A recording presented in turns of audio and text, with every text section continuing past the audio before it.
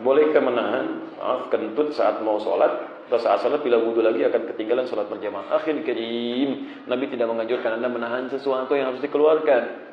Jika selain bisa berbahaya bagi kesehatan, mengganggu Anda juga dalam sholat.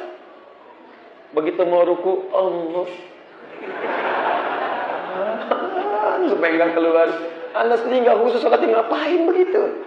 Ya, Anda keluar, wudhu lagi. Gabung jamaah, nggak ketinggalan jamaah sebelum imamnya salam. Di jamaah itu tetap berlangsung sebelum imam salam. Wudhu lagi gabung. Ya kalaupun Anda dalam keadaan masuk misalnya rakaat pertama, nggak apa-apa, Anda tetap hitung jamaah di situ. Dan sempurna salatnya, sempurna, nggak ada masalah di situ. Begitu imam salam, jamaah dengan yang lain dapat juga jamaahnya. Dibandingkan Anda mengganggu diri sendiri. Begitu nggak tertahan keluar, walaupun nggak ada suaranya, baunya menyebar dia. Dia setelah itu Allahu Akbar, begitu salam ini sendiri yang ribut, ya bau apa ya, bau apa, padahal dia itu fitnah itu.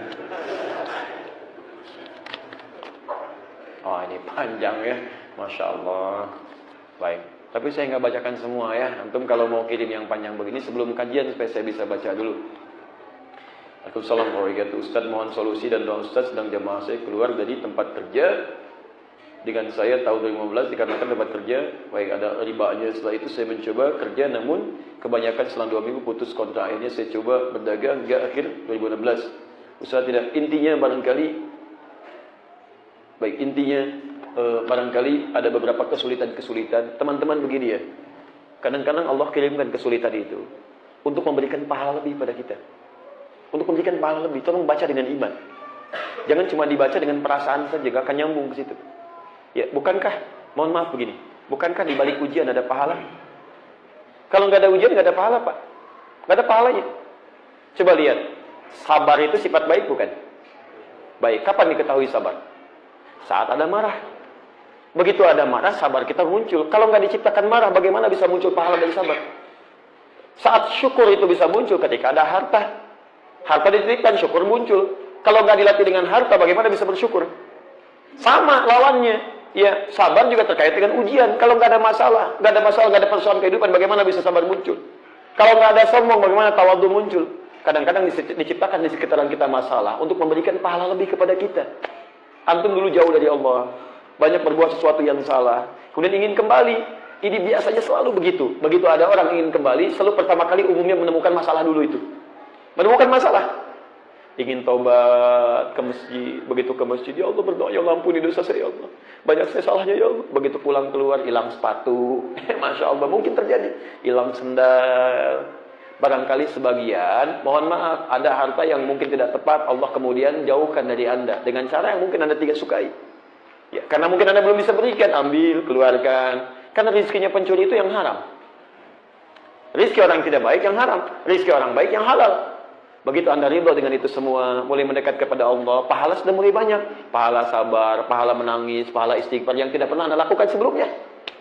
Jarang istighfar, jarang nangis karena Allah. Nangisnya karena, mohon maaf, pekerjaan belum sesuai dengan targetnya. Nangisnya karena gaji belum tercapai, target belum dapat, nangis, ini lagi. Jarang nangis karena Allah. Sekarang kasih ujian supaya menangis karena Allah. Sekarang dikasih kesabaran supaya menangis karena Allah. Sekarang dikasih supaya menangis karena Allah. Ketika mata Anda sudah mulai kering, tidak ada cara untuk menangis lagi, disitulah kegembiraan mulai akan didapatkan. Sabar. Orang kafir dapat rezekinya, masa orang Islam tidak dapat rezekinya? Akan ada kawan. Jangan khawatir. Jangan khawatir. Dulu kalau Anda sabar, insya Allah pahami, sabar itu bukan diam, tapi berusaha mencari solusi yang terbaik. Toh meninggal juga pada akhirnya. Toh meninggal juga, nggak usah takut. Yang penting ikhtiar dulu. Ya, dulu ada keponakan saya di pesantren. Dulu di Garut masuk pesantren. Masya Allah. Begitu masuk, semangat dia. Ke masjid, hilang sendal. Baik. Dia nggak ngeluh. Balik lagi, beli sendal lagi. Hilang lagi. Yang ketiga, dia gembok, Pak. Udah sudah jepit tuh. Hilang dengan gemboknya. Betul. Hilang. Yang keempat, dia tuliskan kalimatnya. Masih polos, baru masuk. Dia tuliskan. Bertakwalah kepada Allah. Awet.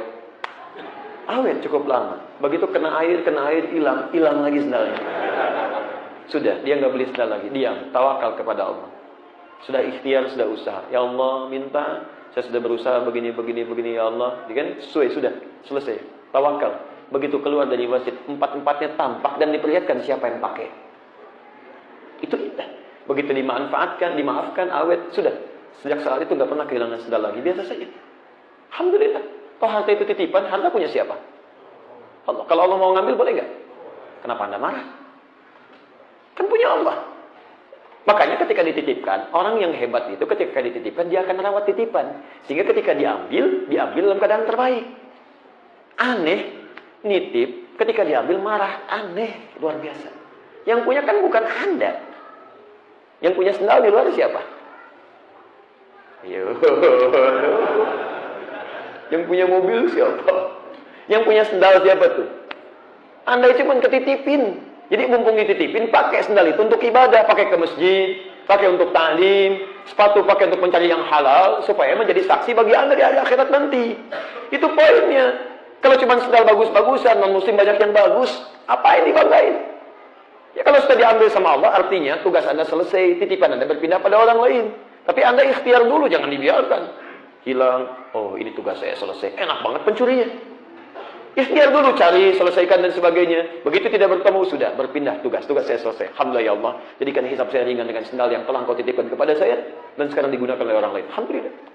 Kalau ilmu ini belum ada pada diri kita, aduh capek Pak. Begitu keluar sendal nggak ada, mana DKM? Bagaimana si Bapak ini tidak bisa meratusnya dengan baik ya? Ini sendal saya hilang, beli CCTV. Padahal sendal jepit Pak. Yang kalau bilang baik-baik diganti gitu kan. Jadi ada beberapa keadaan yang kadang-kadang kita penting untuk kita lihat dengan cara pandangan iman. Alhamdulillah Anda diberikan ujian bukan pada saya tapi pada antum. Karena Allah ingin berikan pahala pada antum bukan pada yang lainnya. Bersabar dengan itu, ikhtiar Anda dengan cara yang baik, dan tolong dalam sholat berjamaah ini antum ketemu teman-teman yang baik. Ya. Dan fungsi jamaah kan saling melengkapi. Antum ini dari mana-mana nih. Kenapa nggak saling kenalan? Saling berikan solusi. Kami di satu tempat, itu sekarang nanti ada satu pertemuan-pertemuan. Jadi kita bikin kelas-kelas nih, pebisnis muslim, ya dokter muslim. Sudah kita siapkan tuh, ada yang di Bekasi, ada yang di Lampung, ada sebagian di Bandung, beberapa ini kita siapkan. Jadi kita harapkan yang muslim tuh jadi persaudaraan. Jadi kalau jamaah muslim butuh nih, hidupkan ini. Zakatnya putarkan lagi di situ, infaknya putarkan di situ, hidup Pak.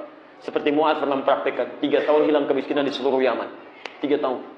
Ya, dokter-dokter muslimnya, ayo coba kenapa sih nggak sambil kumpul sama-sama? Keluarkan ayat-ayat di Quran, bimbingan tentang kesehatan, keluarkan, tilawahi, praktekkan, bikin rumah sakit Islam yang bagus tuh. Praktekkan sunnahnya di situ. Bagaimana ketika mendoakan pasien, bagaimana menerima pasien, bagaimana memberikan obat, bagaimana bimbingannya, bagaimana menghadirkan ketenangan, ada semua. Zaman dulu ada berhasil, kenapa sekarang tidak bisa diwujudkan? Bisa. Yang mengandung siapa? Perempuan. Yang melahirkan? Perempuan. Yang bantu kelahirannya? Dokter laki-laki, kan gak nyambung.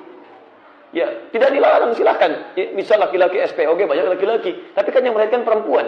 Kalau ditangani oleh perempuan lagi, sama-sama mahram, sama-sama bagian yang boleh, ya, dan sebagainya, tidak ada halangan, lebih nyaman. Walaupun dalam beberapa tertentu, tentu ada hal-hal yang memang harus ditindaklanjuti oleh laki-laki. Ya, dalam beberapa hal tertentu. Tapi kalau ini bisa kita wujudkan, indah, kawan-kawan. Silahkan. Diplomat, kenapa nggak kumpul diplomat muslim? Ngobrol. Saya tuh belajar sejarah Indonesia aja. Saya kumpulin buku-buku itu, saya lihat.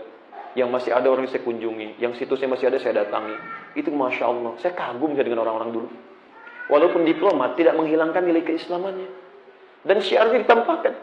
Kiai Haji Agus Salim itu orang mana? Orang Indonesia. Orang Indonesia, orang awak beliau. Pakaiannya pakai apa? Punya pakai sarung, pakai peci, berjanggut juga. Diplomat juga, diplomasinya luar biasa. Berjanggut, Masya Allah, keluar 14 bahasa dikuasai. 14 bahasa. Ahli Quran juga, ahli hadis juga, Masya Allah. Tidak malu tuh. Keluar, Masya Allah, janggutnya nampak. Biasa. Pakai sarung, pakai ini. Nggak malu dengan keislamannya.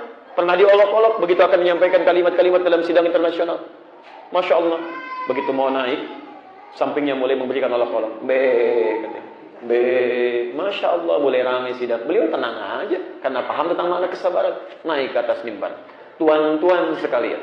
Seperti Anda ketahui bahwa saya dititipkan oleh Tuhan kita, Allah Subhanahu wa Ta'ala, satu karunia yaitu memahami bahasa-bahasa berbeda-beda. Termasuk juga bahasa-bahasa kambing. Jadi saya bermohon maaf kepada para kambing yang sekarang hadir di sekitaran kita ini.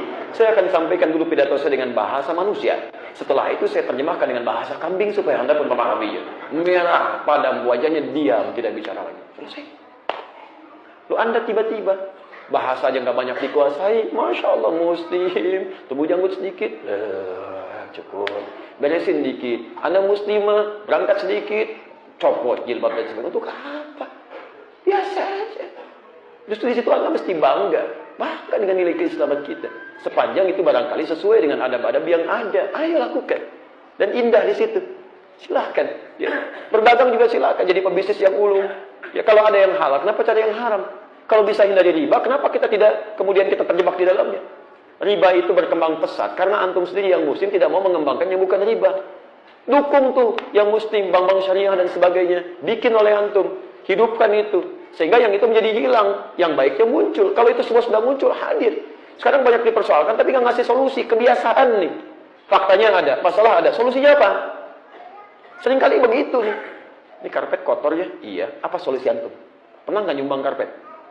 Jangan-jangan cuma rame aja gitu. Harus ada sampai solusi. Quran tuh sampai situ.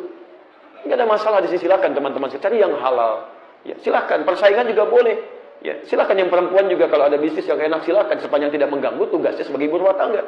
Hobi salurkan silakan. Saya pengen jualan jilbab tapi nggak biasa yang online aja silakan.